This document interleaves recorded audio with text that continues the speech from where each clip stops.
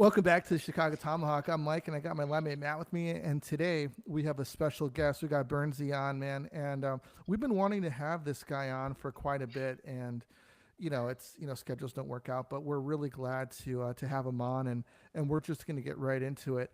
Bernsey is a Habs fan, and me and Matt are we're pretty tough on Kirby Doc, and like from an outside perspective, man, how do you feel about Kirby Doc? Let's talk about the Habs. Exciting times in the Atlantic Division. They're playing well. Um, and there's been a lot of things that have been happening recently. And you know what? Doc's playing well. He's a big forward. Montreal needs size. They've lacked that in the past. And, there's some special things happening in Montreal right now. I think the last month they've been playing really well. It's been a rough week, I guess, overall compared to how they've been playing over the last 4 or 5 weeks. But the Patrick Lanier coming back, Lane Hudson, we were chatting about that earlier before we came on, has been, a huge surprise. And I don't know if anybody predicted what he's doing in Montreal right now, leading the league at rookie points. Playing very mature for a first year player. Obviously size and things like that are a big question mark on longevity, but honestly, he's exceeded expectations. And Montreal's right there. They're only 3 points out of third place in the Atlantic right now. Every game's important. Everybody's starting to play a little bit better, but I'm excited. I'm hoping they can get a playoff spot and make it in How because do you like this new goalie? yeah, you know what? And good question. And I haven't chatted about him either, and he's been solid too. And I think he's 5-0, and he's got one, that one overtime loss, but otherwise he's been very solid too. And I should definitely mention him. He's been phenomenal. So hopefully they can ride that out. Monty's been playing well overall too for the last month. So they need consistent goaltending, and honestly, every game's going to be important. They can't really afford to lose too much with everybody else tightening up there in the Atlantic, in the Eastern Conference. But yeah, it's pretty cool. I've been a Habs fan my whole life, and it's been a long stretch since 1993 and the Patrick Watt trade in the mid fucking 90s. So hopefully they can make some noise this year, right? Upset somebody. Yeah. They're certainly opening a lot of eyes, I think, to what's happening over there. And I hope, they've got a lot of talent. Nick Suzuki's been a really quiet. He's a quiet guy, but he's been leading the way. He's been really consistently good. Obviously, Caulfield's been playing well. A lot of goals over there. Lanier is slotted himself in there perfectly, and you can say what you want about him, but the team is changed. The dynamic of that group. They're competing night after night. They're beating good hockey teams, and they're just going to have to continue. Otherwise, it's a uphill battle in the Eastern Conference. But it's hopefully we'll see some good hockey because it's been pretty good lately. Me and Matt, we feel that pain from the mid after Waugh got traded. We watched the Blackhawks essentially trade away Jeremy Rona, Chris Chelios, Ed Belfour, eventually Tony Amani. These are huge fan favorites for the Blackhawks, and it's rough. Would you say that when Raw, that one game when he was getting demolished by Detroit, were you expecting him to get traded at that time? And like, what was like the mood around Montreal? You want me to go back? You want me to relive that pain? Do you tonight? Man. I just had a really good weekend. The lakes are frozen up here, fucking all over the ice. Everyone's smiling. The rinks are full. The outdoor rinks are hot. You really want me to go all the way back there? Let's just say, I grew up watching the game in the 80s. That's really when I really watched a lot of hockey, followed a lot of hockey. Montreal obviously was it. There's lots of things happening in the early 90s in Quebec and in the country. There's lots of things that happened. There's just honestly that night when that happened,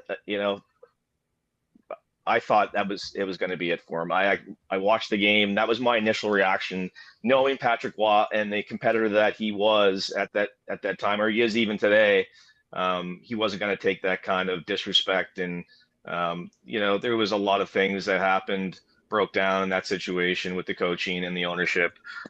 But my opinion, and I followed them all through the 80s when they won the cup in 86, and they lost to Calgary in 89, and they just consistently, Montreal And before that, even in the 70s, like they're the pinnacle. That's Montreal. It's the hockey capital of, the universe, right? And they built teams that were not always the best teams, but they always competed. But when that trade happened, the curse of St. Patrick happened, and they've never been the same since.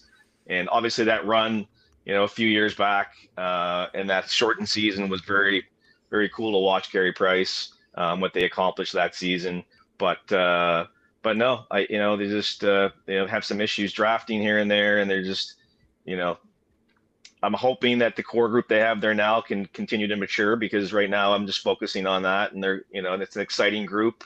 It's probably, the best looking group I've seen there in a long time, as far as, having a real bona fide goal scorer, having some dangerous weapons there, and, those bottom six forwards. There's a lot of really bright spots. We can talk all night about the current situation on the blue line and everything else, and they're going to have to continue to win. They're going to have to continue to find ways to grind out wins. It's going to be tough for them.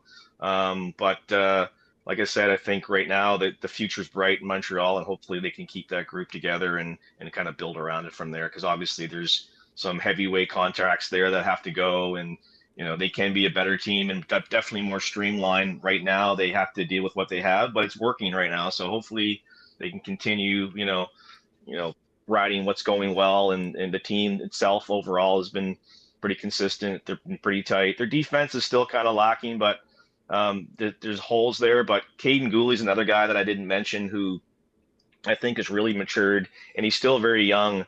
But the potential there for him is really good too. So it's been a long time since Montreal had some really solid blue liners, multiple ones, not just leaning on one guy. And the Carrier edition too is another fella that I really enjoy watching. I think they're better with that addition. But like I said, there's still 30 odd games left in the regular season, so it's going to be a grind the rest of the way, and every 2 points is going to be difficult. So, but they're there, and they're in the heat with some good hockey teams, and hopefully, like I said, they find a way to keep winning and keep getting good goaltending, because right now they're getting all that. So. What would you say, we were talking about the 90s, kind of comparative to now, back in the day, you can hit guys and guy would go down and then you'd get up and you'd continue playing. But as me and Matt have noticed, I'm sure a lot of people have noticed, is that it seems that when anybody gets hit nowadays, the gloves are getting dropped, and these guys are, there's a fight. Do you think that that's due to a softness in the league, and maybe that essentially the league doesn't really have the enforcer anymore, so this is happening more? Or do you think that the league is just softer? Game's changed. There's no question about that. It's definitely changed, and the league itself, there's less accountability than ever before, and absolutely, you remove a certain aspect of the game. We said when it was happening, and there's still fighters in the league, there's still guys that fight, that still have a role, but the true tough guys are gone, and they held people accountable. And honestly, you guys, if you follow me on Twitter, I'm a hockey purist. I believe that the game in its truest form is policed by the players. I always will. At the NHL level, for sure, 100%. And because that role has been reduced, the game is not safer. The game is still very dangerous.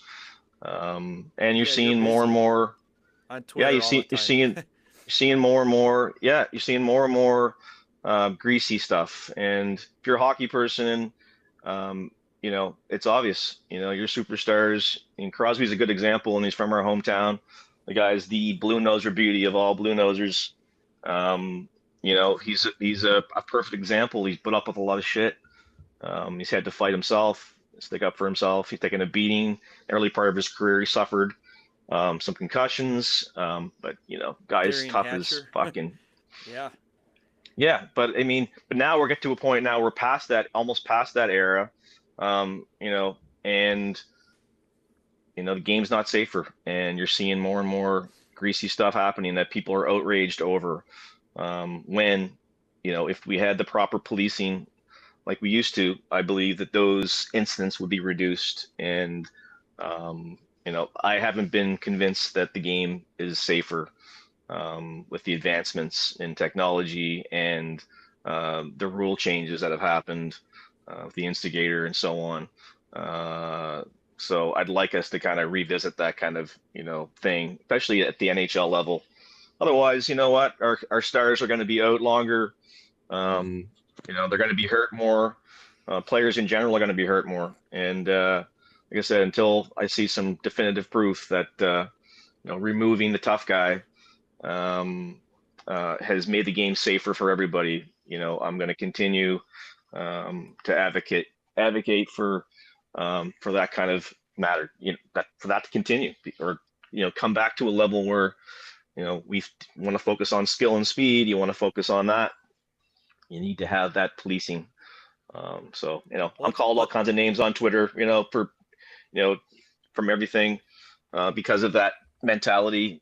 But like I said, once again, I've seen lots of different reports come out, and I'm still not convinced that with these changes in the rules at the NHL level, let's just focus on that. The game's safer for anyone. So, well, let's talk about the hot topic this week, the whole McDavid ordeal with Connor Garland.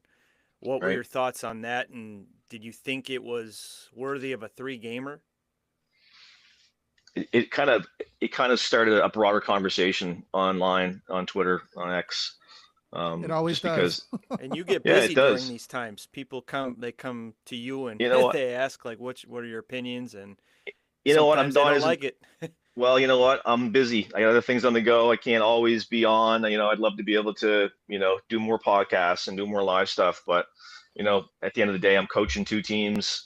Got a lot of people that are dependent on me, and they come first. And hockey is a big part of my life. And I would love to be able to contribute more down the road. And hopefully someday I'll be able to do that. But to get back to the McDavid situation, just open up a broader conversation about what we just talked about. How safe is the league? Is it safer now? Our stars are being, and the Garland play, it went 2 different ways. Was it justified? And of course, cross-checking someone across the face, two-hand them is never justifiable, right? But obviously McDavid was frustrated, and I think it was a culmination of a lot of things, not just in particular that specific moment, right? So it's good. Conversation's good, and like I said, it goes back to that thing. It's like the game safer today than it used to be? And personally, I think it's more dangerous, and we're going to have more and more of these conversations because there's going to be more and more of these type of incidents happening because there's just not any accountability out there very much anymore, in my opinion. Well, I thought Garland actually did the right thing by taking McDavid out of the play. But, I mean, like you said, if there was a guy like even Zach Kassian, if you consider him like an enforcer type guy, he'd be pretty wary holding Connor McDavid down like a DDT Jake the Snake type move without answering right away. So, but in the end, he did his job. He prevented the best player in the world from getting a shot. So that's what he's supposed to do, right? Mm-hmm. So, and he's going to continue doing that. And there's going to be certain levels that it's going to be acceptable and certain levels that aren't. The bottom line is, if you're going to be dealing with, a Bob Probert or a Ty Domi, you may think twice about that greasy move, that slew foot, the hit from behind. Let's get into more of what the conversation is supposed to be about, right? It's not so much about that cross check by McDavid. It's everything else that we're talking about, right?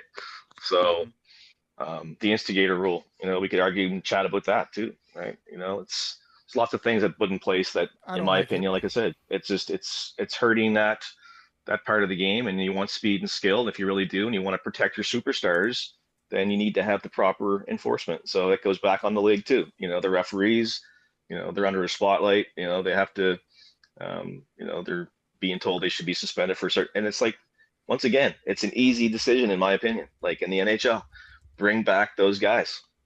Obviously they have to skate. They have to be able to contribute more than just, to be out there patrolling and making sure, you know, everybody's playing the game the right way. You know what I'm saying? So Yeah. Do you think that, because me and Matt were kind of talking about it and how like the enforcer, quote unquote role is kind of dead. But then I mentioned that, Matt Rempe came in last season and he's essentially kind of somewhat of an enforcer over on New York. So I'm wondering if maybe there are some younger guys that kind of fit that mold that are in the AHL that teams might be looking to bring up. yeah, it's He I can really play enjoy. too. He can play. He scored a really nice goal the other night. His hands look pretty good to me, and he's a big guy, and he's more that prototypical guy that we're talking about. So they're not completely eliminated from the game. They're out there, but they're also under a microscope. Like how often do he's attacked online for what he does. Doesn't fight really well. Well, guess what? He's doing his job, Right. doing the best that he can. He's a young guy. He's learning.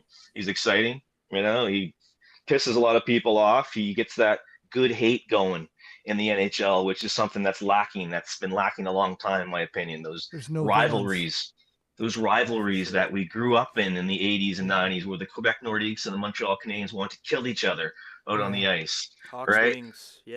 Good hate, like good, you know what I mean? Like, yeah, and then I'll be called this and that online when someone listens to this and say, oh yeah, Mike's, he's a Neanderthal. Burns, he's a Neanderthal, right? But no, like those are exciting rivalries. They went and they worked hard. They did whatever it took to win the game.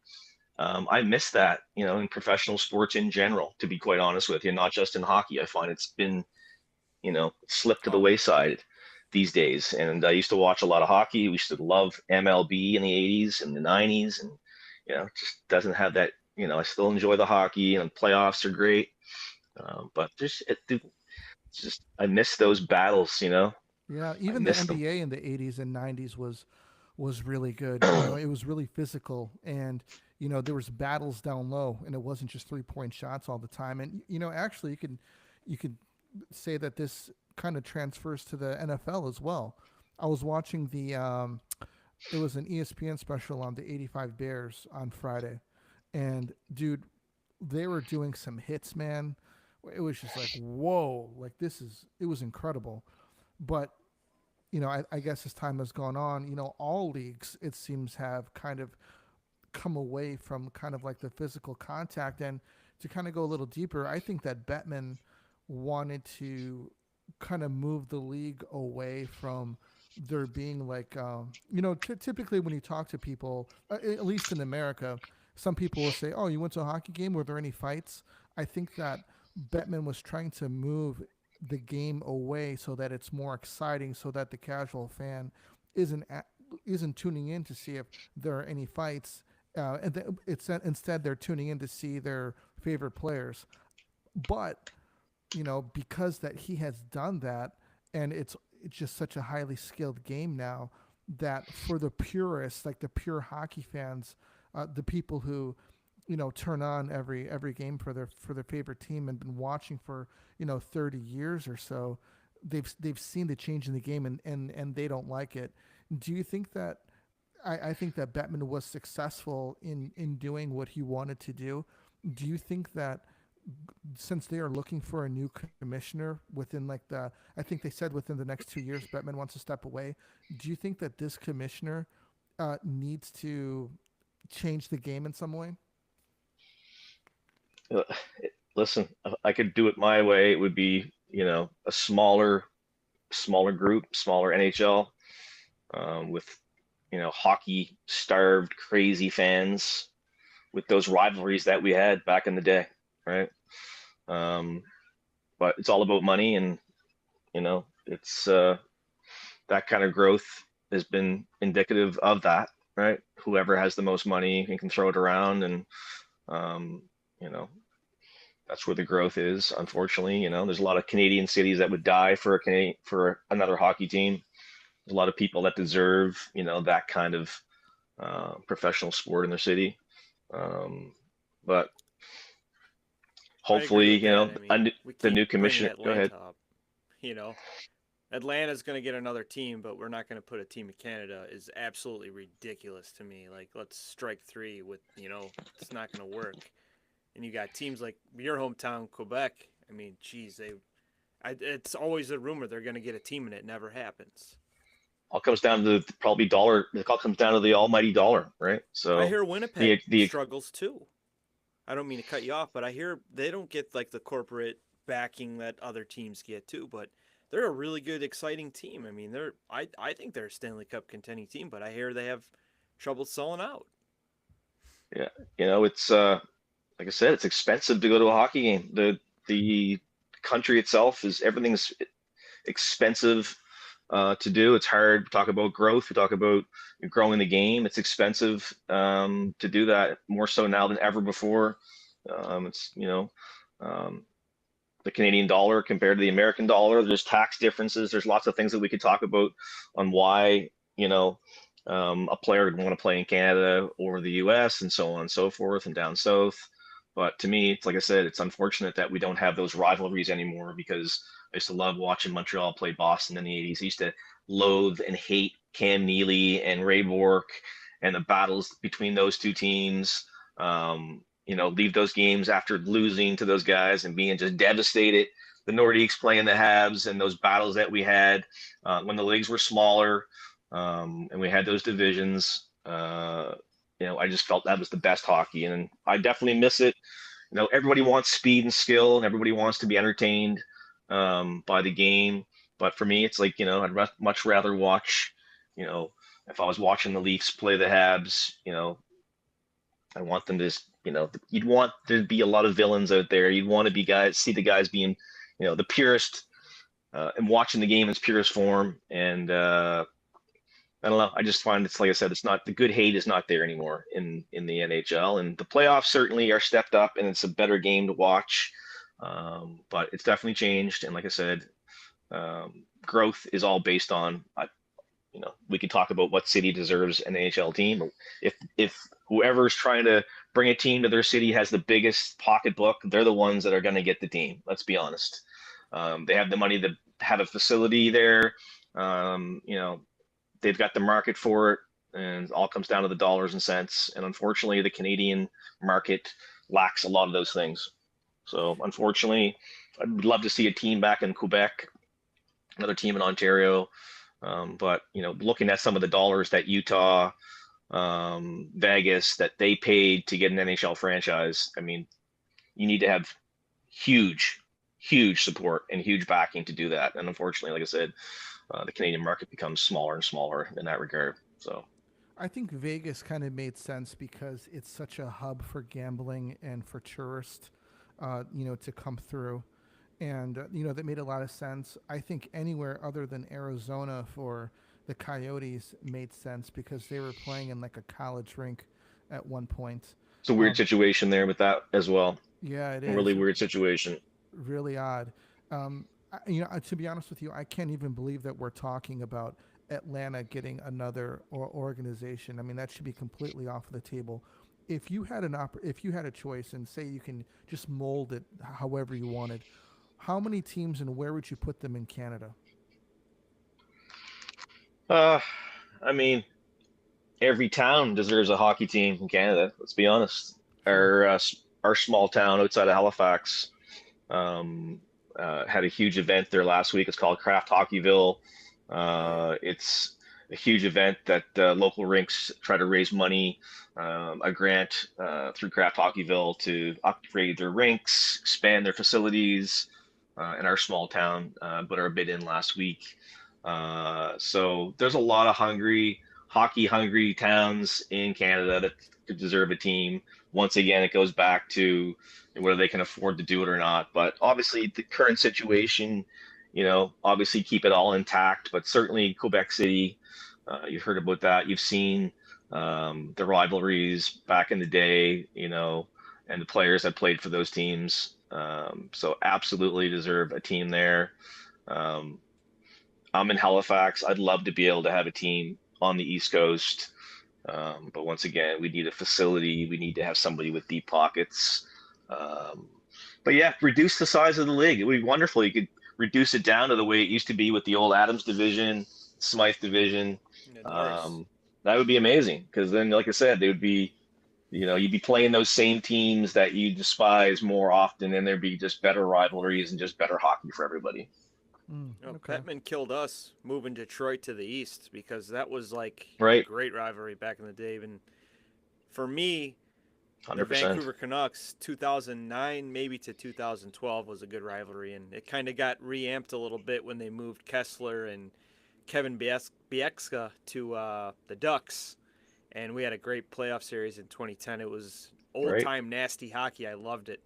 Yeah, But I remember it. yeah, we haven't seen that because obviously we're not good anymore, and there's just no bad blood.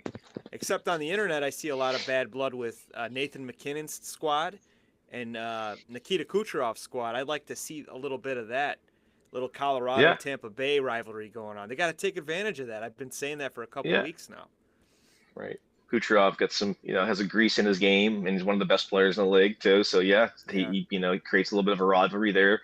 A lot of drama happened there. The Rantanen trade in Colorado just in the last 24 hours. Big surprise for some guys in there, trying to shake things up. You never know what's going on behind closed doors with these teams and with some of these personnel.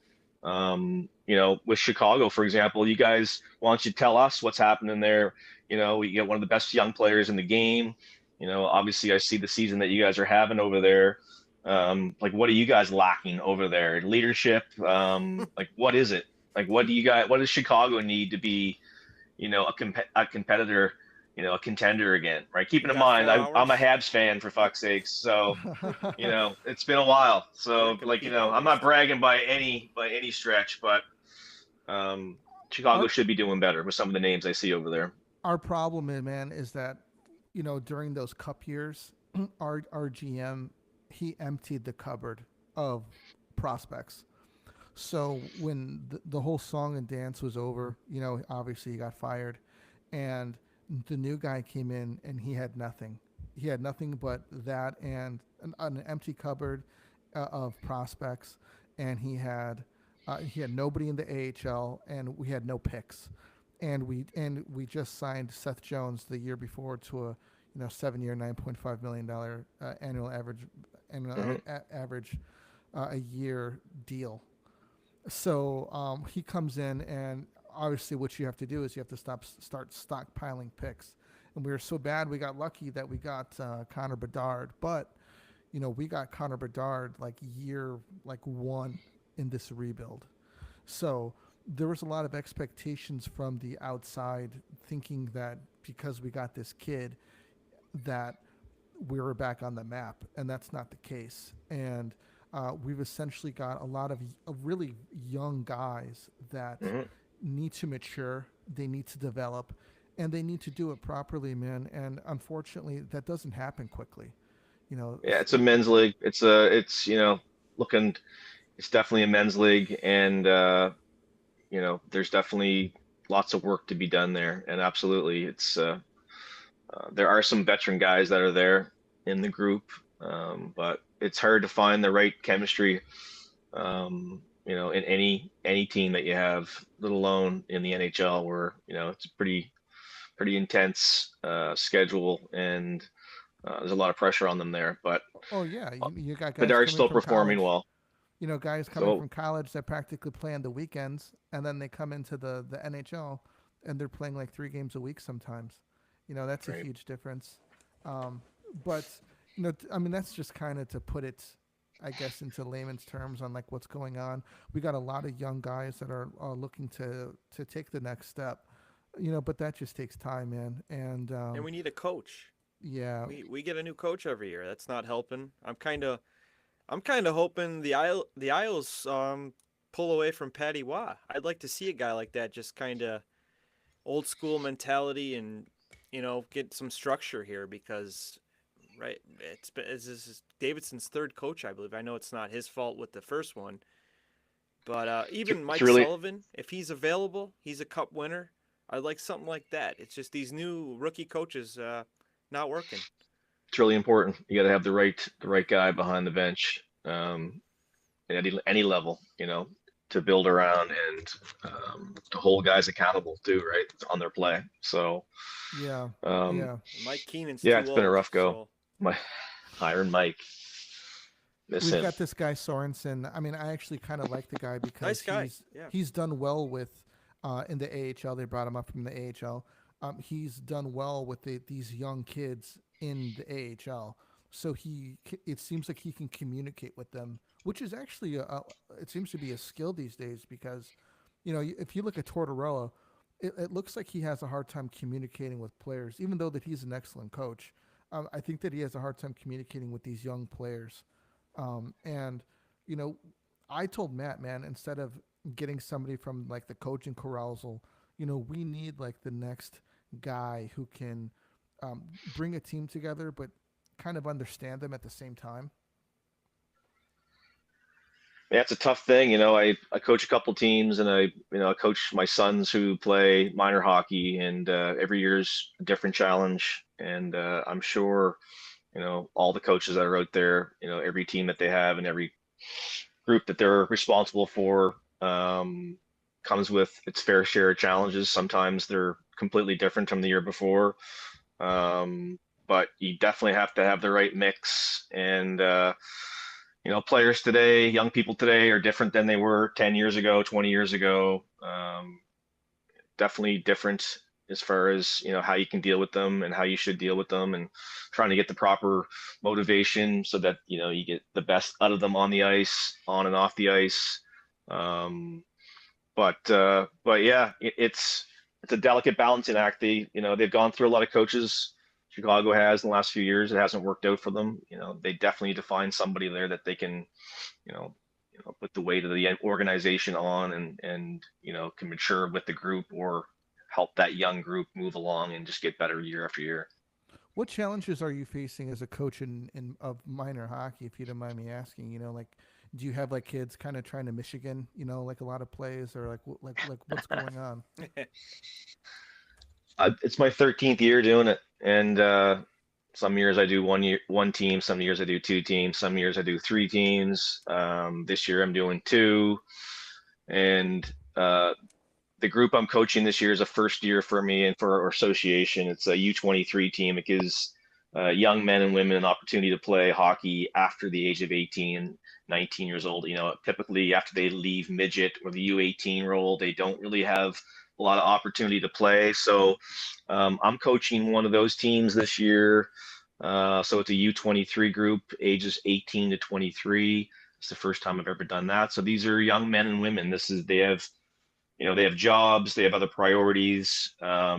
It's a first time go with it. So expectations are a little bit different than typical years where, you have lots of practices, you have tournaments. We just play games with this group, but it gives them another place to, continue playing the game they love. But it is different. It's different because of those type of expectations that I have when I typically coach a regular team, which I'm doing also at the midget level as well this year.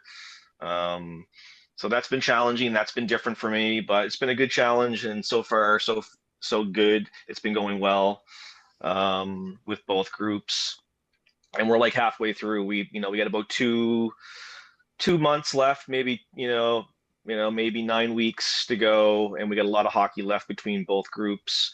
But it's just different priorities. Kids today have different priorities, and unless you're playing at that high level, like double A, triple A,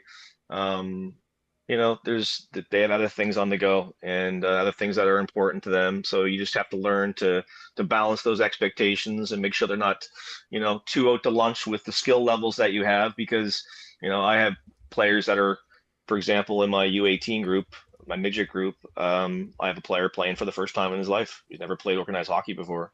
So he decided that this year was the year that he wanted to play organized hockey. But I also have players that have been playing for, their whole lives.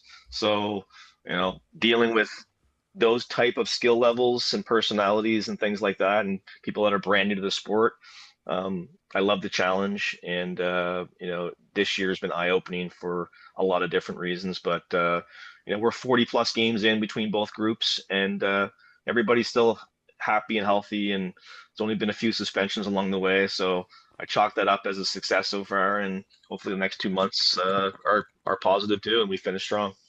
That's pretty cool that you got somebody that just decided that they just wanted to play. That's it's hockey is such a unique sport where you really need quite a bit of people to pull it off. Like for instance, you want to go play basketball, you can easily go get a 3-on-3 with somebody, but to really get the feel of hockey, doing a 5-on-5 it's a very unique experience, and it's easy to get lost out there, especially if it's like your first game. You're like, where do I go? It seems like everybody's everywhere. When I first heard it, when I was coaching years ago, I was used to having first year players. But when I heard that I was going to be coaching the first year player this year, I was a little kind of like, okay, how am I going to do this? And I had to kind of sit back and try to figure this out. And but he's got a great attitude. He comes to the rink early all the time for practice and for games. He takes a lot of information in from our conversations that we have in the dressing room and on the bench and on when we're out there for practice.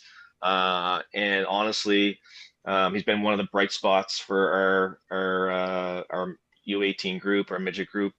And he's been a pleasure to be out there watching him progress throughout the season. And he's an athlete, right? So he's adjusting better than somebody that doesn't have those skills. His skating, the pivots, the stops, all those things that take years to develop when you start playing our game. Carrying the puck and like being able to protect the puck and try to make plays with the puck while you're at full stride or full speed. But he's really come along really well, and he loves being there, and that's half the reason why I'm still doing it, because of those moments. So I was a little skeptical at first, and after all this time, he's certainly put that to rest, and he's a contributing part of our team, knows his role, does it well, continues to learn, ask a lot of questions, and he's been great. So there you go figure. But we still have the greatest hockey's still the greatest game on earth, no matter how many changes that's been made to it. Oh, Canada went down hard in the World Juniors. There's been questions about Canada's direction as a country as far as our development of our hockey players. But that's always something that we talk about and strive to be the best at. And I'm sure we'll come back stronger than ever as things change in the climate here in our country, as far as the political climate and things like that they're all together. But I'm confident that Canada itself will get back to the Four Nations Cup. Let's talk about that. What's Are up we with gonna the have goaltending, are we dude? gonna have yeah. are we gonna have some good hate there and some good battles? I'm hoping we see some good hockey, but once You again, I'm a got little skeptical, but you the never know. Hopefully it is. the goaltending though, man. What's going on? You guys were the best. Canada And used to develop the best goalies in the world. It's another thing they've gotten away from. You want to talk about development? Well, we don't develop oh, our goalies well, and you want to know why? It's fucking expensive as fucking hell to be a goaltender in Canada that's these true. days. It's It was Wow. expensive to expensive in the do 90s anything, too. right? It's insane. Yeah. Exactly. So we don't do a good job of that. We've gotten away from that, and it shows. Like I said, it's just years ago we had a well to go to that we developed the best goalies in the world. We developed Oh, the for best sure. hockey players in the world, and it's Wow, still and Brodeur, that was Canada, and then you had Belfour in the frickin' press box. right. And you got to have a great goaltender to win big games. You have to Yeah. have, no matter how good these teams play down the stretch, and we talk about Montreal, and Toronto and all the teams in the East there that log jam. You got to have great goaltending down the stretch to win. And I think at every level, you really need that. So whether you're in minor hockey, so we need to find ways in our country to develop our goalies again, because we used to do a really good job of that, and it's not something that seems to be a priority anymore. It shows in international competitions, and you know It's what we just have, Russia. and Russia's I'm not taking taking anything over. away from them. Well, that's another debate we can have for another show. But it's arguably you can't have the best players in the world. You can't be the best team in the world if you don't, exclude them. So, but that's another, argument conversation we can have um, another time. But I miss those battles too, those Canada versus Russia battles, and those rivalries and stuff like that, right? So we miss rivalries in general, and there's a reason for that. There's a reason why with those things have, they don't exist really in our game anymore, and it's sad. So we need to find a way back to it. It's actually unfortunate that that Russia can't even take part in the Four Nations tournament, because it seems politics it seems to rear its ugly head in everything these days. You know, you can't really turn anywhere without it infiltrating on what you're doing. You know, even at work. Do you think that? Do you think that that the league should take a stand and say, hey, you know what? We're not taking part in any of these political battles. We're going to allow Russia to come because they have some of the best hockey players in the world. So it's not really a true tournament if you don't have all of the best hockey players in the world there. I don't like it. And you guys got all the tough questions tonight with the political.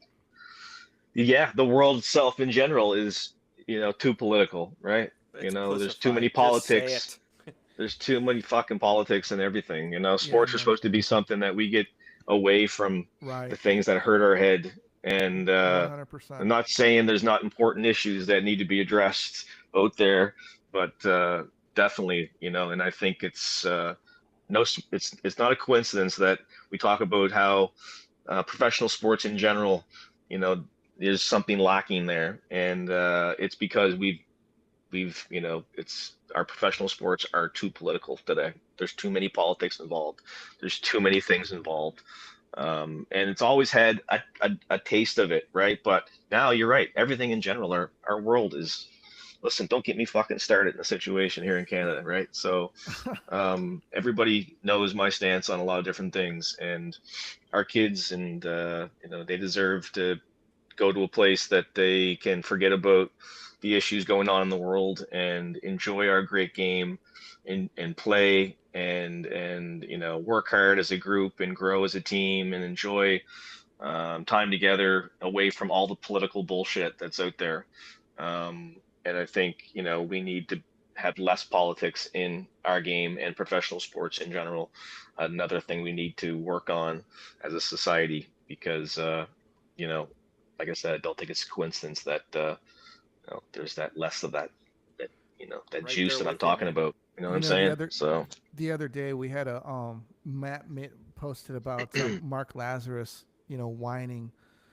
It was essentially it was like this monkey, okay, and it was like making these whining noises, okay, and I thought it was really funny, and this guy comes out and he's like, "This is disgusting," and I'm like, what's disgusting about this? He's like, with you, he was talking about our anti-Semitic post, and I had to watch it again, and it had this. Okay, the monkey had like a big nose, and I didn't even think of it that way. Me But neither. the point is that essentially what we're trying to talk about is Mark Lazarus is whining, once again about something today, but someone else comes in and tries to make it, try to make this like this political statement, and it's completely. And to be honest with you, man, I think that it's changed with the players coming in because back in the day, we were watching hockey in the early '90s, and back then it was just hockey,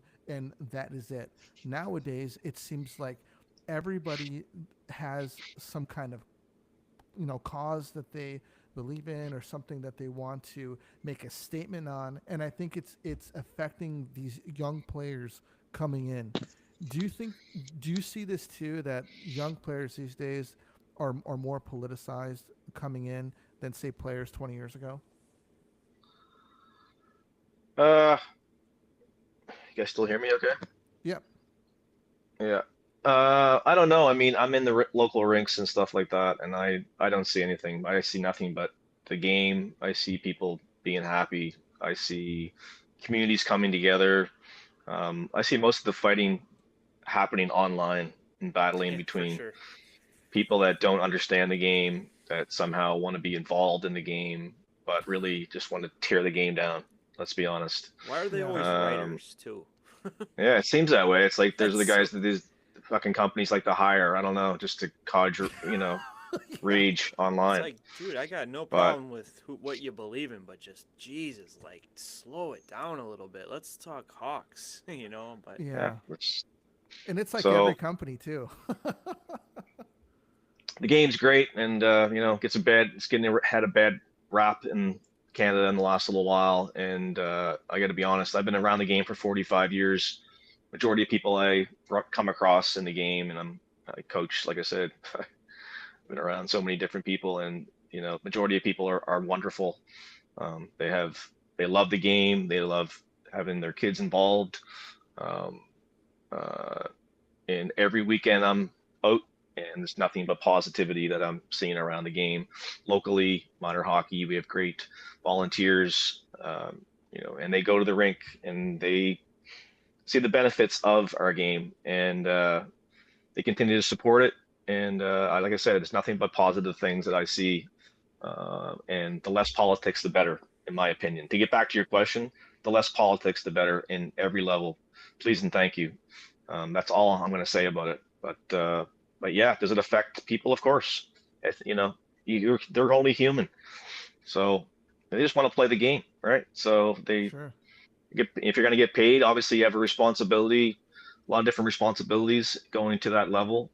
But at the end of the day, these guys they love hockey and they uh, want to be involved in it. And uh, yeah, hopefully the new commissioner will have a different direction for certain aspects of the game that's happening that we all see, and that's obviously happening all around the world. And obviously the Russia thing's a big thing. You want to have, like I said, the best players in the world competing against each other and playing in the same league. And they're playing in the league, but they just can't compete. Hopefully hopefully the world itself changes for in a positive way for everything going forward. Just trying to stay positive, and hopefully the climate will ease out, and we can get back to, like I said, it's not going anywhere. It's been hit, but the game is still the best game in the world, compared to Absolutely. all the other sports. And I see a lot of great things, a lot of positive things. And like I said, last week our community was full of people rallying around a recent tragedy, but also trying to raise money and trying to win the Craft Hockeyville on top of everything. So we all came together for all those good causes. It's really positive, and a lot of good things happening, and a lot of great people involved, and that's what it's all about at the end of the day, right? So like I said, going to that rink, I love being there. It's my second home. I don't know about you guys and how often you get a chance to, but if you don't have frozen lakes and ponds to skate on, go to your local rink. If you're new to skating, get out there. It's great. It's good for your soul. It's good for everything. It's good for And your heart. Oh, and if you want, the pond's great. and if you want to play hockey, you can play. And there's leagues out there for newcomers. You're never too old. Somebody mentioned on my Twitter feed the other day that they hadn't been on the ice for a couple decades, and they said how much they really enjoyed it. And I was like, you know what? If you can still walk, you can still skate. So go out and spend some time. It's inexpensive. It's great for the body and soul and the brain, and And free for goalies, it usually. yeah. So we got to get back to that too. So once again, our countries, Canada especially, needs to get back to recruiting goaltending and getting back to that and making it more affordable. And I think that's what it comes down to in our It's a game in good general point, man. too. It's a good Grassroots point. level, Yeah. we need to make it more affordable for everybody, and anyone that wants to play the game at any age should be able to access it and be able to experience, um, the game. It's a beautiful thing. It still is. So It's actually crazy how equipment prices have like skyrocketed, you know, over the years, which makes it difficult for some people able to You play. should just lease them, Yeah. hand them down to the next guy because the kids grow so damn fast now. I mean, my 13-year-old is as tall as me. I'm 5'9", and he's like almost 5'10" already. It's insane. But my kids don't play hockey. I wouldn't let them play goalie though. That's for sure. Because I don't. I know saw my dad go through it with, yeah, all of course. the pads and the helmets breaking when you're getting in high school. You're taking shots to the from men, and you're like a young kid and breaking your Yeah. helmet. That's another $400. So yeah, Minor hockey is still affordable though. If you still want to play once a week and play one practice a week, it's still not cheap, but it's still affordable, and you can still get gear that's not costing thousands of dollars. So Yeah. don't want people to be completely discouraged. But yes, it's gone up, and you're playing higher level. You want to have the $400 stick and the fucking $1,000 skates and the yep. Give me this the and wood that. And lumber all day. right, you Yeah. got to be, Yep. it's hard, and there's a lot of families that are priced out of it, and they shouldn't be. Is what I'm trying to say. So Yep. at the Well, Canadian level, everything has to be more affordable for everybody, and I think that's how you get more people playing the game and more kids involved. Is trying to eliminate that barrier as much as you can. In our area, I think the triple A's and like we got teams called like Mission Teams and Team Illinois. Those are the teams that, in my opinion, are like ruining high school hockey here. High school hockey back when I was in high school was like the league to play in. Now you see it, it's like, oh my goodness. And I feel like, I think Vlasic played on the Mission team. I could be wrong though. And they got like the Steel, the UCHL or ECHL.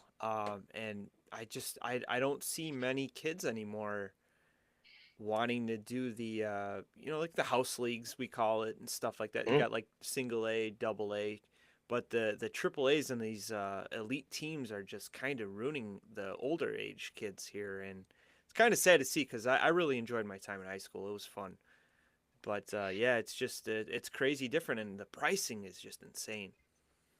Once again, it's like it's got to be done at the grassroots level. There has to be local people that are, pushing for that kind of level of hockey and trying to recruit, right? You got to recruit and make it more affordable, and you have to get down there, right? And get to the schools, and there's lots of options out there, and there's lots of hockey options now too. And even in Nova Scotia, if you're that age and you're 15, 16 years old, 17, 18, there's actually quite a bit of options now compared to the way it was 20, 30, 40 years ago. Like there's a lot more places to go and play, right? Is what I'm trying to say. So, but if you're going to try to grow the game, it has to be done at that early grassroots level, and you got to have a lot of, there's a lot of, I don't know about you guys, but population is booming around here.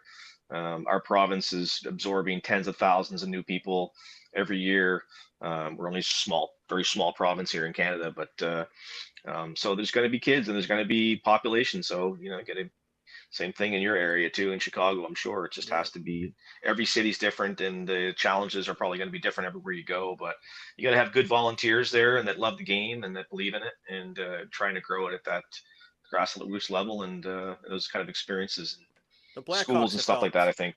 in the last, I'd say, decade. That's Me and good. They Mike should. in the 90s, there wasn't many, teams in the city at all. Like there was like one team it's called Johnny's Ice House, and I think they were like the Chicago Blues or something. And but since they've taken over, they built a rink, the Fifth Third Bank Arena, right down the street. They practice there. They have all kinds of programs. It's been good, I think and they have 3 they've sheets really of ice helped. there. Yeah. Oh, good. The more ice, the better. And the fight now is just to try to keep a lot of the older rinks in our province, for example, because every little town has a rink, right? It's like the heart of the community. And Nova Scotia is not a big province, and every little town has one. And the battle now is to try to keep those around as much as we can, because they've got a lot of nostalgia and a lot of history. And it's cool going in those old barns, right? And even now today, I've been around for 45 years in these same rinks, and I love it. I still love it, and there's We nothing got a like it, couple old right? ones. Yeah. Yeah, they're great. They feel good, and they have great memories that I have playing, and all the different ones. And I'm glad the kids can experience it instead of, the new rinks are wonderful too, and some of the new facilities are really awesome. But it's nothing like that old smell of the old rink and the old Yeah. boards, and you know what I mean, the memories, and you know that there's been lots happened there. So Well, hey man, we didn't want to keep you all night, dude. We had a really great time, just chopping it up with you. We really appreciate you coming on.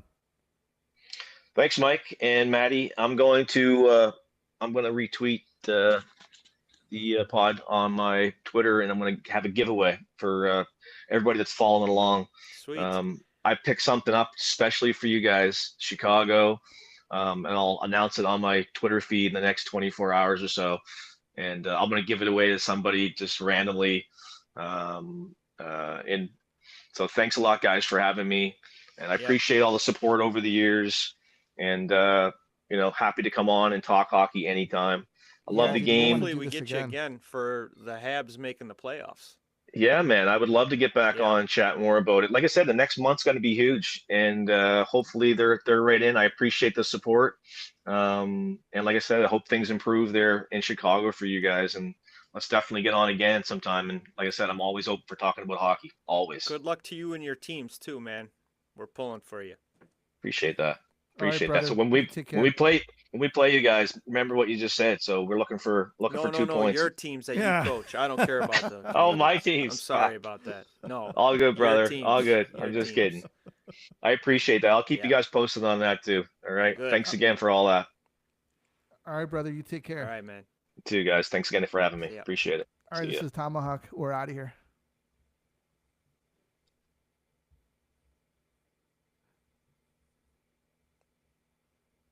That was good, man. Get him? Yeah. I think he bailed, right?